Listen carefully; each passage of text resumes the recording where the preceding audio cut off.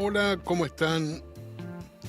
De nuevo aquí en EVA TV, en este programa que de alguna manera intenta refrescar algunos conocimientos históricos que tenemos o se tienen de el peronismo, este movimiento que nació hace casi 80 años y todavía sigue vivito y coleando, más allá de circunstancias que, bueno, para cualquiera que tiene unos cuantos años en su existir, siempre se dan mejores momentos, peores momentos, pero acá estamos, vivos, estamos de pie y estamos en este fantástico canal, EVA TV, una maravilla que está empezando a hacer historia también. Es parte de esta historia que estamos narrando. Hoy también se está incorporando a este canal que ya tiene una semana aproximadamente de un poquito más de vida y que ya está dando bastante que hablar, así que vamos a intentar mantener un poco las expectativas que ha despertado esta nueva propuesta de comunicación, que me parece que hacía falta, seguro, porque siempre hacen falta medios de comunicación para transmitir lo que normalmente no se ve en ningún lado. No hay muchos lugares donde podamos hablar de ciertos temas y mucho menos contar historias que para muchos ya son historias de un pasado que no va a volver y para otros, todavía no tienen la fuerza o no han tenido la energía para transmitirlos. Hoy vamos a empezar a recorrer algunos temas que se los adelanto. Vamos a arrancar con una propuesta, digamos, de lo que podríamos llamar el encuentro, uno de los primeros encuentros registrados entre un dirigente nacional y popular como Perón con el Círculo Rojo de la época de 1944. Así que ese va a ser nuestro primer tema. Después vamos a seguir con, cómo se conocieron Perón y Evita, o cuándo. Quizás este es el tema más importante y que de alguna manera vamos a intentar zanjar distintos tipos de teorías o de algunas leyendas, fábulas de cómo se conocieron, cuándo y de qué manera o quién los presentó. También lo vamos a hacer en el día de hoy. Vamos a repasar un poquito, no con la intención de agotar ninguno de los temas, porque seguramente vamos a volver sobre ellos en algún momento. Vamos a explorar un poco lo que fue el exilio de Perón a partir de 1955, para que tengamos noción e idea, especialmente aquellos que no lo han vivido, no lo han conocido en algún momento de su vida, es decir, especialmente para los más jóvenes, que ojalá les interese a aquellos que quieren ponerse la mochila del peronismo, a donde adentro hay un bastón de mariscal para todo aquel que lo quiera agarrar. Pero bueno, no han tenido la suerte, no han tenido la forma de enterarse de algunas cosas. Es un buen momento para empezar a conocer algunas de las cuestiones que tienen que ver con lo que de ahora en más, seguramente los más jóvenes, aquellos que tienen más energía, más ganas, más voluntad, con el auxilio de algunos veteranos como quien les habla, el auxilio simplemente en el terreno de contar algunas experiencias que pueden ser útiles para las batallas que se vienen, para las batallas que tendremos que dar. Bueno, dijimos que el primer tema que íbamos a abordar es el de Perón y el Círculo Rojo. ¿A qué nos referimos específicamente? A una reunión que está registrada, que se desarrolló el 12 de diciembre de 1944. Estamos ya 2 años de la que se había llamado la Revolución de Junio, el golpe de Estado que volteó al gobierno en ese momento era Castillo, el vicepresidente de Ortiz, que habían sido los últimos presidentes de una etapa nefasta de la Argentina que se conoció como la década infame. Por lo menos en aquellos tiempos, todo el mundo hablaba de esos años como la década infame. Por las cosas que se habían hecho, por los grandes negociados, por la corruptela de las clases dominantes, pero básicamente porque era a partir de 1933, después del golpe militar, del primer golpe militar de 1930, que derroca al presidente electo por segunda vez, plebiscitado como fue Hipólito Yrigoyen. Bueno, en el 30, el 6 de septiembre, quedará registrado para todos los tiempos como el primer golpe de Estado del siglo XX, y bueno, eso abrió un poco tiempo después para gobiernos que fueron básicamente gobiernos que llegaron al poder a través del fraude, pero el fraude en serio, un fraude tremendo, un fraude que se conocía a voces, todo el mundo sabía que los resultados estaban absolutamente controlados, amañados, que las urnas se abrían, que se ponían y se sacaban votos a piacere. Bueno, eso era parte de la Argentina, de esa Argentina a la que algunos quieren volver, y no se imagina, fácil imaginar por qué, porque obviamente una Argentina que no tiene el control ciudadano a través de la posibilidad de votar, de elegir, de corregir a través del voto decisiones que en algún momento hasta pudo haber tomado, realmente, bueno, beneficia a muy pocos. De la misma manera que beneficiaba a muy pocos en aquellos tiempos, a un pequeño sector de la oligarquía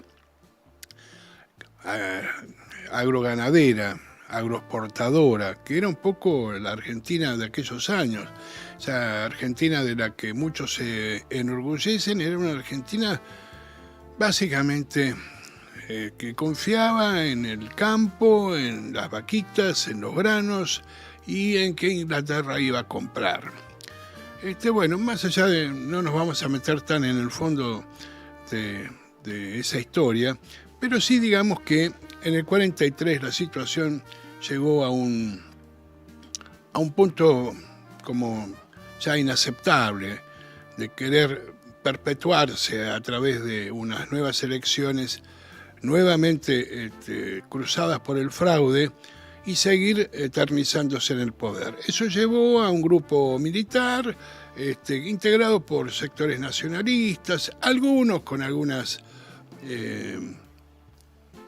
afinidades con los movimientos que en Europa eran el llamado eje, Alemania, Italia y después Japón, pero básicamente era un grupo de militares nacionalistas que se pusieron como objetivo restablecer el orden democrático a través de eliminar, ese fue uno de las grandes banderas de aquel movimiento militar, que era de alguna forma, bueno, de ahora en más el fraude se ha terminado. Esta historia viene a cuento de esta reunión que vamos a narrar de alguna manera ahora. Aquella noche en la casona de uno de los integrantes del Círculo Rojo, los voy a ir mencionando, los voy a ir leyendo porque cada uno representaba en aquel momento un sector importante de la economía y del poder político de la Argentina. Mauro Erlicka era italiano, presidió la Compañía Argentina de Teléfonos y la Compañía Anglo-Argentina de Electricidad. Empresa que fundó, fue director de Sofina, el holding al que pertenecía la CHADE, que era la Compañía Hispano-Argentina de Electricidad.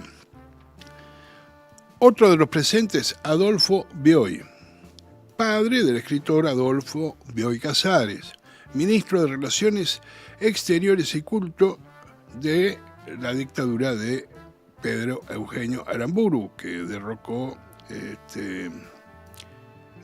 acá cometo yo un error en la lectura.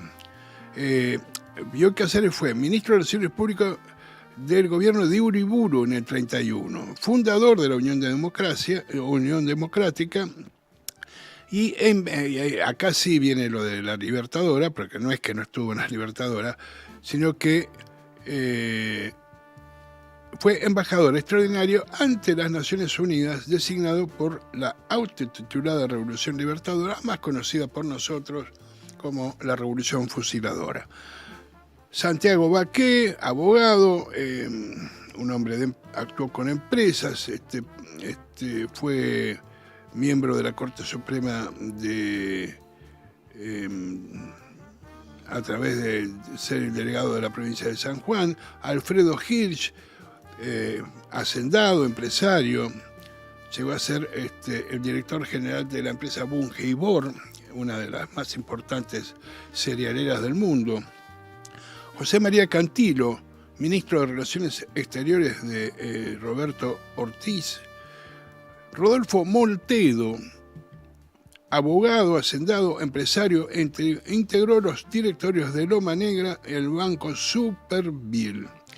José Figueroa era un hombre que fue con Perón, llegó a ser su secretario técnico en la presidencia, en su primera presidencia.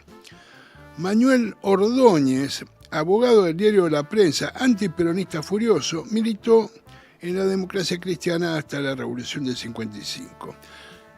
Y otro personaje fundamental en esta historia, Augusto Rodríguez Larreta, un nombre que nos suena bastante, un apellido bastante común, porque hasta hace no muy poquito fue el jefe de gobierno. Un Rodríguez Larreta fue el jefe de gobierno de la ciudad de Buenos Aires, candidato, derrotado en las internas de su partido para ser candidato a presidente. Rodríguez Larreta fue abogado, periodista del diario La Nación y, bueno, fue fiscal, tuvo un estudio jurídico, se dedicó a la docencia universitaria. ¿Y por qué decía que es importante Rodríguez Larreta? Porque esta reunión y los diálogos que tuvieron fueron registrados taquigráficamente. Hubo un registro taquigráfico que fue el que finalmente quedó en poder de la familia de los Rodríguez Larreta. Cuando se murió este hombre, la familia, revisando papeles, encontró esta versión taquigráfica que daba cuenta de esta reunión entre los hombres del poder económico, financiero, jurídico de la Argentina, con por aquel entonces coronel Juan Domingo Perón, hombre fuerte ya en el gobierno que se había iniciado el 6 de junio de 1943, era secretario de Trabajo y Previsión, era vicepresidente y ministro de Guerra. Era sin duda una figura estelar y a él, de alguna manera, estos tipos, este círculo rojo de aquel momento, intentó convencerlo de pasarse a sus filas. Dicho no hay otra forma de entender esta reunión. Entonces, pasemos un poco más a lo que sucedió. Primero lo que hubo fue una cena de cortesía, comieron. La verdad que desconocemos eso no está en la versión taquigráfica, desconocemos el menú, pero debe haber sido rico, como solían comer gente de la alta alcurnia, especialmente la porteña en aquellos tiempos. Y al final, ya terminados los postres, se fueron a tomar algunas bebidas, se reunieron en círculo y empezaron a dialogar sobre el tema de fondo, aquello que de alguna u otra manera había preocupado y venía preocupando a todos estos hombres del poder por el ascenso, de alguna manera, el ascendiente de Perón que iba teniendo, especialmente en las clases trabajadoras, que ya habían recibido una serie de beneficios que tenían que ver con nuevas leyes, con indemnizaciones, con, con el aguinaldo, con todas las cosas que de alguna manera Perón, a través de la Secretaría de Trabajo y Previsión, empezó a desarrollar, empezó a plasmar en hechos concretos. Después de que muchos de esos proyectos, como tantas veces se le critica al peronismo, dice, no, bueno, el peronismo no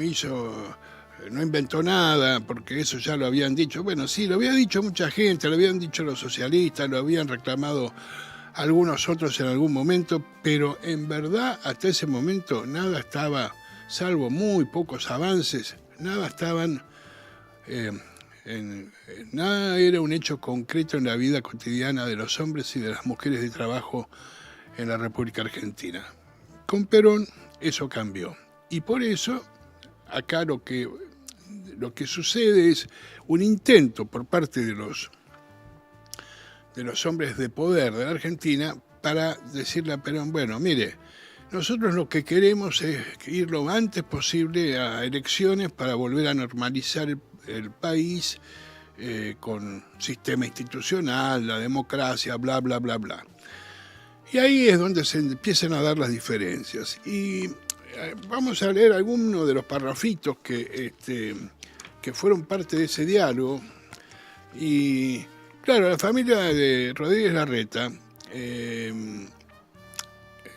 lo que hizo cuando vio ese papel, se lo entregó, justo decirlo, hay que hacer una reivindicación del papel que a veces cumplen algunos historiadores. En este caso, le entregaron el material a Félix Luna, un historiador notable, más allá de las opiniones que uno pueda tener políticas, las diferencias de juicio. Escribió un gran libro, quizás el mejor libro escrito sobre el 17 de octubre, que es el 45. Y le entregaron el material a él. Y él dijo, bueno, y le dijeron, bueno, haga lo que a usted le parezca. Y Félix Luna decidió publicarlo, y lo publicó curiosamente en el año 98, por ahí, a ver si lo encuentro por acá. Sí, digo bien. En el año 98 lo publicó en el diario La Nación. Ahí, y esto voy a hacer un comentario autorreferencial, ahí lo leí yo. Me pareció realmente un hecho altamente significativo y lo guardé en mi memoria. Entonces, ¿qué hice? Nada. Lo que traté de encontrar fue el momento de empezar a difundirlo. No tuve mucha suerte durante un tiempo. Lo pude hacer por primera vez en la revista 1710, de la que hemos hablado la semana pasada, una revista con la que intentamos hacer un acercamiento más moderno del peronismo, en plena todavía en el estertor del gobierno menemista y en la antesala de la alianza. Y no solamente eso, con el tiempo pasaron unos cuantos años y a través del Grupo Octubre logramos hacer una película sobre el tema que se llamó Cita con Perón. Ahora vamos a ver, en algunos momentos vamos a ver algunas imágenes como para ir cerrando este primer tema del día de hoy en nuestro programa. Llegamos a hacer una película de un episodio fundamental, porque lo que se discutió esa noche era básicamente lo que quería el Círculo Rojo, era elecciones ya. ¿Y por qué elecciones ya? Porque querían lo más rápido posible volver al antiguo régimen. Rodríguez Larreta dijo en uno de los momentos de la conversación, se habla de tener los padrones electorales listos. Esto permitiría alentar las esperanzas de que el pueblo será convocado a elecciones. Pero enseguida se agrega que los padrones no podrán estar depurados hasta noviembre del año que viene, por una razón u otra. El gobierno parece creer que el país puede continuar 2 o 3 años bajo autoridades de facto. Perón le contesta que fácilmente arreglan las cosas desde afuera. No somos nosotros, sino la Constitución la que exige en un proceso largo para la depuración de los padrones. Yo les pregunto a los jueces federales y todos me han dicho que no podrían estar los padrones antes de noviembre del año que viene, sin que se transgredan, dice Perón, las disposiciones constitucionales. Bueno, la conversación continuó entre los distintos hombres y Perón de alguna manera dijo, frente al apremio que tenía por parte de todos los presentes de que querían las elecciones ya, lo que Perón le quería explicar es que se necesitaban padrones limpios para terminar con el fraude. De lo contrario, el fraude volvía inmediatamente. Dice, a una réplica que le hace uno de los presentes, Perón le dice, está equivocado, los padrones tienen mucha importancia.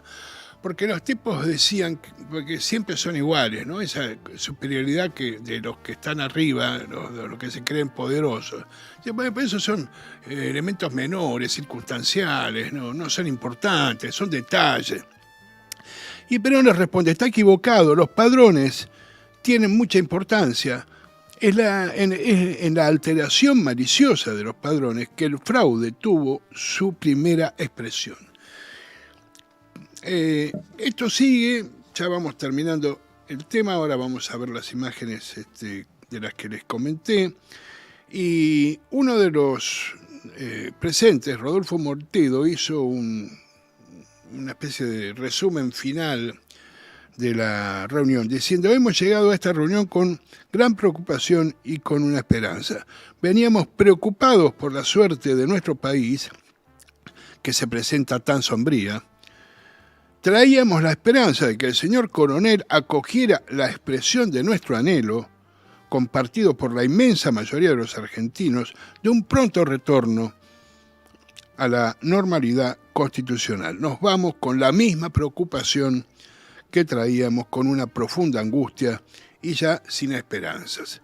Sin duda, para mí, y algún día para la historia tendrá que ser, una vez que se tome este episodio como un episodio central en lo que fue la historia de la democracia en la Argentina, en esta noche nació la Argentina democrática realmente, porque es cuando Perón les dice que no a los que lo quieren comprar, a los que lo quieren convencer de pasarse a sus filas, y él decidió seguir para finalmente consagrarse presidente con padrones limpios en las elecciones más transparentes de la historia de nuestro país. Vamos a ver unas imágenes de lo que fue ese encuentro en esta película que se llama Cita con Perón, que lo pueden encontrar y ver, dura 1 hora, es muy linda, está muy bien hecha, muy bien actuada. Juan Palomino hace de Perón en una extraordinaria actuación y bueno, si podemos, vemos y ya vamos cerrando este tema.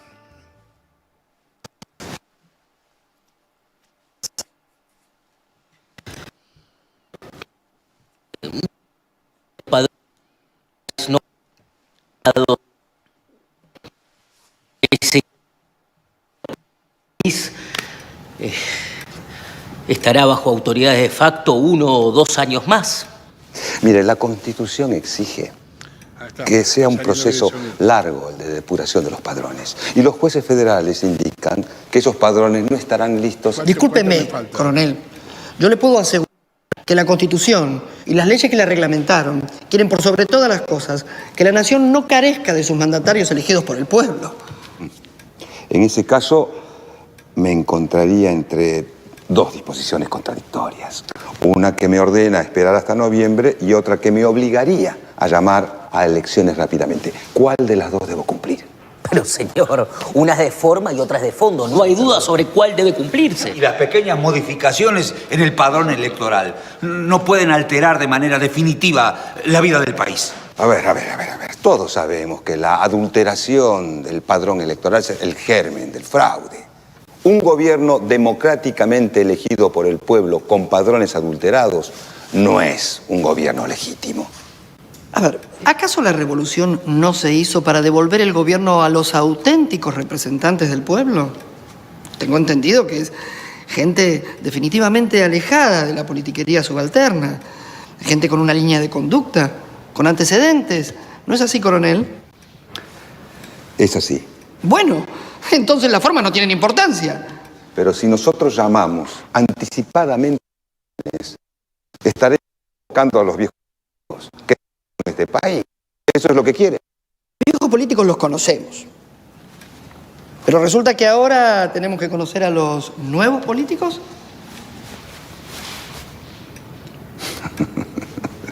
Señores, no es necesario que juguemos al gato y al ratón.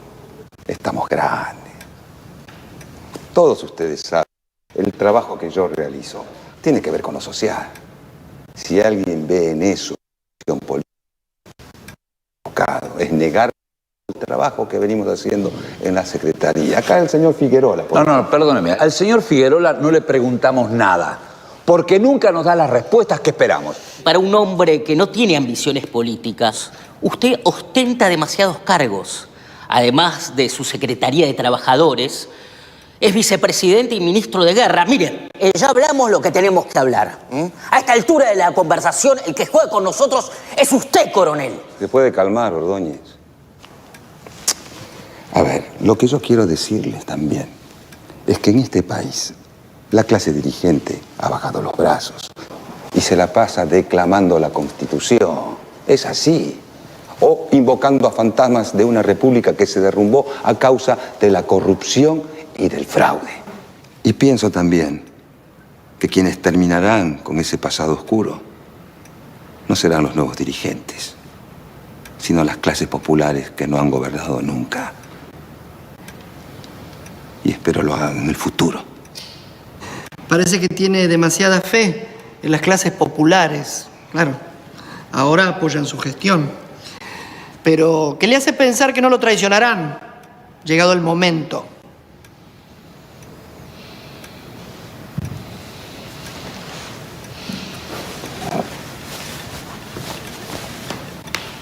Ya lo veremos. Caballeros, muy buenas noches. Y bueno, ahí acabamos de ver imágenes de Cita con Perón, una película que de alguna manera trata de mostrar, de explicarnos aquella noche, aquella situación que tuvo una gravitación enorme. Los acontecimientos a partir de ahí van a adquirir en la Argentina una dinámica inusitada. Los hombres del poder que se fueron de ahí salieron convencidos de que con Perón no se podía, y bueno, después esta es una historia que seguramente seguiremos abordando en próximos programas, porque bueno, el año 45 es fundamental sin duda, pero todo se desencadenó esta noche. Si Perón hubiera dicho que sí, se hubiera aceptado, en definitiva, si se hubiera vendido, otra hubiera sido la historia. Y nosotros orgullosamente damos las gracias de que no fue así. Bueno, terminado este primer tema de este refresh, esta refrescada que le hacemos un poco a la historia del peronismo, vamos a abordar un tema que lo vamos a tocar específicamente para establecer el día en que Perón y Evita se conocieron.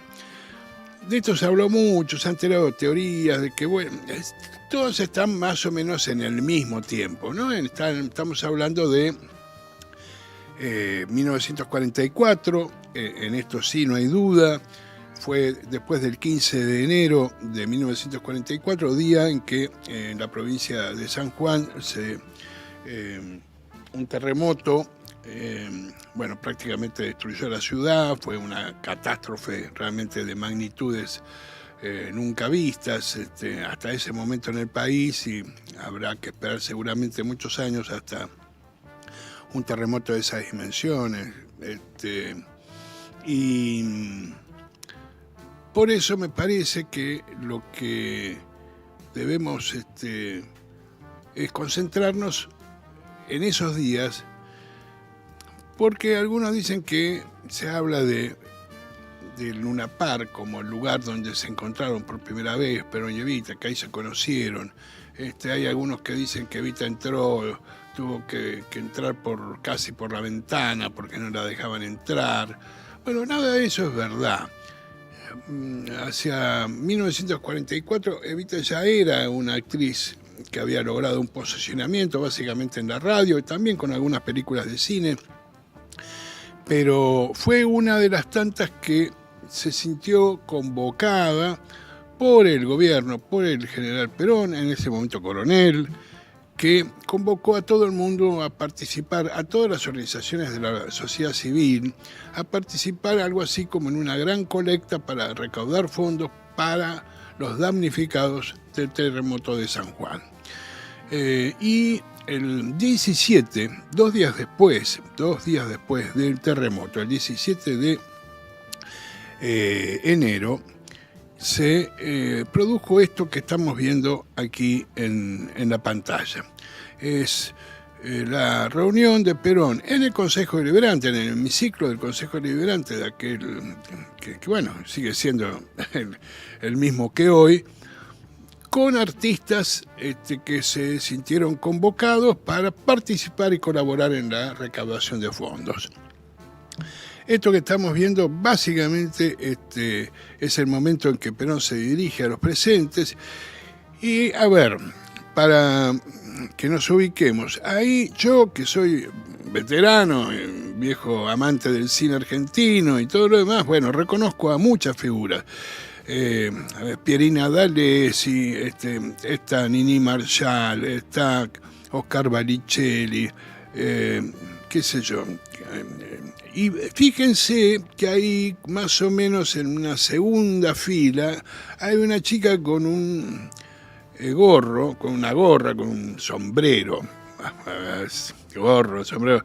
Medio, no soy muy bueno para la moda ni para los outfits, pero es un hermoso sombrero y ella mirando hacia el costado. Francisco Álvarez, estaba Enrique Muiño también presente, una de las grandes, todas las más importantes figuras del mundo del espectáculo de aquel tiempo estaban presentes ahí. Y de espalda, aunque no la veamos, ahora ya nos fuimos a Luna Park, pero no importa, no la íbamos a ver igual, porque está de espalda, también estaba Mirta Legrand. Ahí está. Ahí, la primera que está ahí, que vemos esa rubia, primera era Mirta Legrand. Que curiosamente, a ver, hace no tanto tiempo, hace un par de días atrás, en uno de sus, no sé si son almuerzos o cenas, en general no la veo, pero después me enteré, a partir de ver algún recorte televisivo, que bueno, le preguntaron si le había conocido a Perón y que le había y sí, dijo que lo había conocido, que le había parecido muy simpático, muy agradable, que lo había conocido precisamente en ocasión del terremoto de San Juan y toda la acción solidaria que hicieron los artistas sumados a otros sectores de la sociedad para recaudar fondos. Así que nada, podemos ahora sí ir a la fotografía siguiente, donde lo que vemos es, esto ya es el Luna Park, ahí lo vemos a Perón, a su derecha, a su izquierda, digamos, visto de donde yo lo estoy viendo, cada uno está Evita mirando a cámara, sonriendo, y al lado Rita Morena, que era otra actriz y cantante muy conocida en aquellos años. Esto sí fue el 22 de octubre, el 22 de enero, en el Luna Park, en un festival que se hizo. Pero ya hemos podido observar que Perón y Evita se habían conocido, porque además hay un testimonio del propio Perón, lo dice, Evita en algún momento lo dice también en alguno de sus testimonios, pero el propio Perón lo dice muchos años después en España, a unos periodistas españoles que lo entrevistan, y cuenta que en la reunión del Consejo Deliberante conoció a una chica que se le acercó y que le dijo, bueno, mire, lo que tenemos que hacer es esto y aquello, hay que salir a la calle, y que fue una de las grandes impulsoras, y Perón la recordaba perfectamente. Esto estábamos hablando de Perón en el exilio y en España, son grabaciones, cintas que hay, donde Perón tenía muy en claro cómo había sido su encuentro y cuándo la había conocido. Así que aquí, cuando la vemos sentada en el Luna Park, no es que alguien fue y la presentó, o que, sino que ya se conocían. Sí se sentó una vez que se había levantado ahí, en ese mismo lugar había estado sentado Ramírez, que por entonces era el presidente, y su esposa, se levantaron, dejaron un par de lugares libres, y ahí aprovechó Evita y se sentó. Eso sí es verdad, pero ya se conocían. Esto es para desmentir aquellas ideas que algunos han tirado de que, bueno, las presentó Roberto Galán o se conocieron de otra manera. No, puede parecer una insignificancia, sí, todo puede ser insignificante frente a los graves problemas que uno tiene que atravesar o que atraviesa, pero aclarar algunas cuestiones históricas cuando se puede, está bien, está bueno, despeja incertidumbres y también despeja teorías o versiones sobre los hechos que no fueron tales como se sucedieron. Ya vamos a continuar en otros momentos con la historia de la relación de Perón y Evita, que es muy, muy interesante, especialmente todo el año 45, al poco tiempo de esta noche y de la noche del Luna Park, se fueron a vivir juntos. Bueno, pero no nos adelantemos, eso lo iremos viendo en próximos encuentros. Refrescame, ¿cuánto tiempo tengo? Cuando estamos en... Bueno, vamos a abordar entonces rápidamente, como introducción también a un tema que es muy interesante porque tiene que ver con el exilio de Perón. Vamos a ver un mapa que tenemos de más o menos cómo fue el periplo de Perón en su exilio a partir de 1955, que Perón empezó a deambular por Latinoamérica durante más de 5 años. Esto puede parecer algo poco importante, poco relevante, pero estoy buscando acá entre mis papeles algo así de como sería el periplo, ¿no? Para entender cómo fue el viaje de Perón. El primer destino de Perón, una vez que salió con la llamada Cañonera Paraguaya, después ahí tomó un avión, un hidroavión que lo trasladó a Asunción del Paraguay. Y de ahí fue confinado a una ciudad que se llama Villarrica, y ahí estuvo poco tiempo, estuvo unos días. Arrancó el 3 de octubre de 1955, y de ahí en más la presión del gobierno argentino, básicamente, contra el gobierno paraguayo, pidiéndole que no lo tuviera Perón tan cerca. El asunto era que estaba demasiado cerca de la Argentina. Hicieron que rápidamente después de pocos días de estar ahí, Perón empezar a buscar nuevos destinos. Viajó con un avión que empezó a buscar a dónde recalar y no pudo hacerlo en ninguno de los lugares porque en todos estaba como vedado, inclusive ahí intervenía el Departamento de Estados Unidos que impedía que recalara en países como Brasil. También anduvo por El Salvador y no pudo bajar, Guayana Francesa, Holandesa, Venezuela. Bueno, ahí estuvo unos días, pero finalmente se fue a Panamá y se instaló en Panamá el 3 de noviembre. En Paraguay, en su exilio, pequeño exilio paraguayo, festejó sus 60 años. Perón tenía 60 años cumpliditos cuando arrancó su exilio. Y bueno, en Panamá estuvo bastante tiempo hasta que las presiones también se hicieron sentir, tuvo que irse en algún momento porque en Panamá se había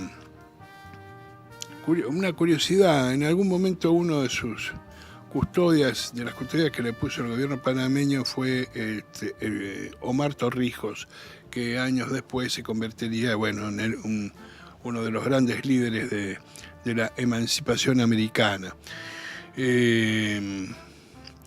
Y en Panamá también fue objeto de intentos de asesinato, varios. La dictadura acá instalada en la Argentina fue en ese sentido sistemática y muy dura, buscaba asesinarlo de cualquier manera, lo que no era tan fácil porque había que meterse en países que en definitiva defendían su soberanía y tampoco era tan fácil entrar. Ahí vemos atentado contra Perón en Caracas, lo vemos en este momento en imágenes, porque finalmente donde sí se consumó un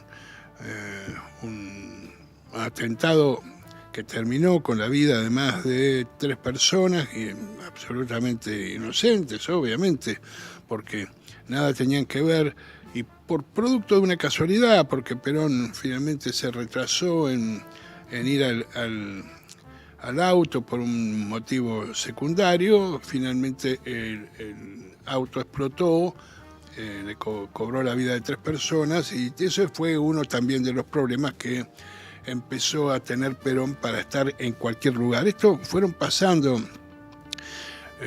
los años, estamos hablando que todo este periplo finalmente terminó en República Dominicana, su exilio americano. Ahí fue de alguna manera un lugar donde logró mantenerse hasta que entre más o menos en 1958 y el año 1960, donde viajó sí definitivamente a Madrid. Recién ahí cruzó el Atlántico y dejó de estar en tierras americanas.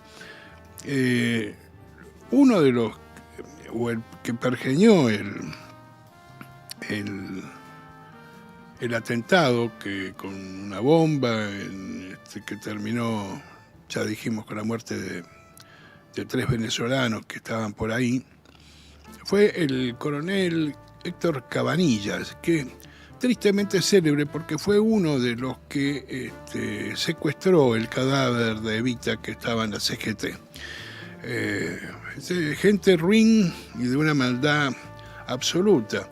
Pero Cabanillas no solamente eso, es como que Cabanillas, pocos lo recuerdan, pocos lo saben, fue también autor de un intento de atentado contra la vida de Perón en 1945.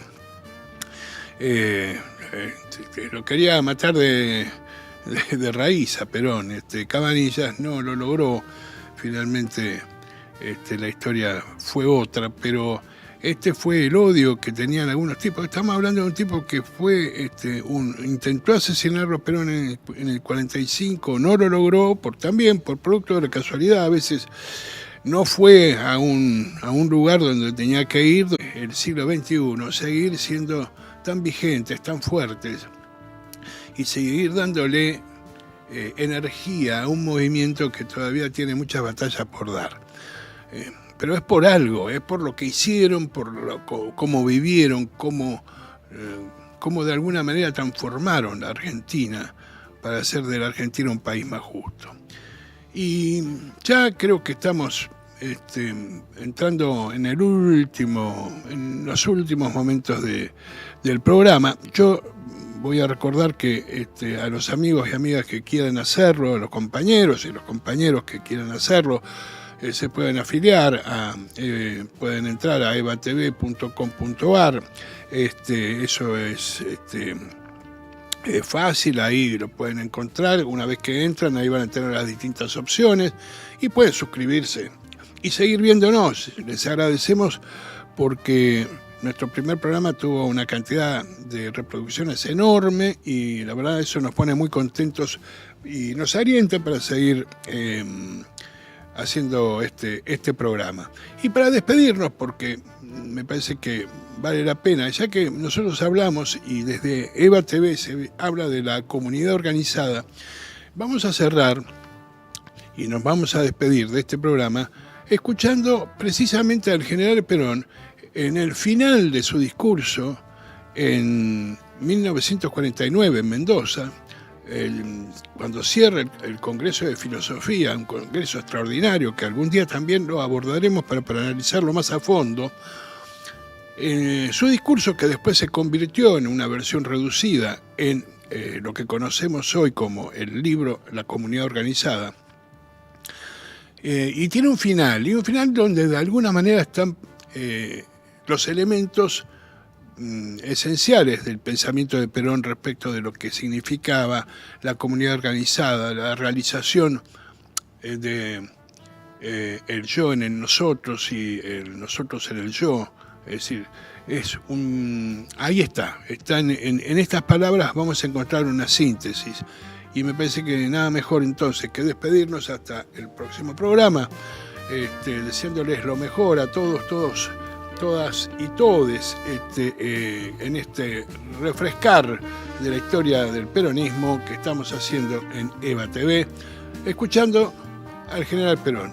Al general Perón que nos contaba de qué se trataba o qué era nuestra filosofía, esto que nosotros damos en llamar la comunidad organizada. De los motivos ajenos. Lo que nuestra filosofía intenta restablecer al emplear el término armonía es cabalmente el sentido de plenitud de la existencia. Al principio hegeliano de realización del yo en el nosotros, apuntamos la necesidad de que ese nosotros se realice y perfeccione por el yo. Nuestra comunidad tenderá a ser de hombres y no de bestias. Nuestra disciplina tiende a ser conocimiento, busca ser cultura. Nuestra libertad, coexistencia de las libertades que procede de una ética para la que el bien general se halla siempre vivo, presente, indeclinable. El progreso social no debe mendigar ni asesinar, sino realizarse por la conciencia plena de su inexorabilidad. La náusea está desterrada de este mundo, que podrá parecer ideal, pero que es en nosotros un convencimiento de cosa realizable. Esta comunidad que persigue fines espirituales y materiales, que tiende a superarse, que anhela mejorar y ser más justa, más buena y más feliz, en la que el individuo pueda realizarse y realizarla simultáneamente, dará al hombre futuro la bienvenida desde su alta torre con la noble convicción de Spinoza. Sentimos, experimentamos que somos eternos.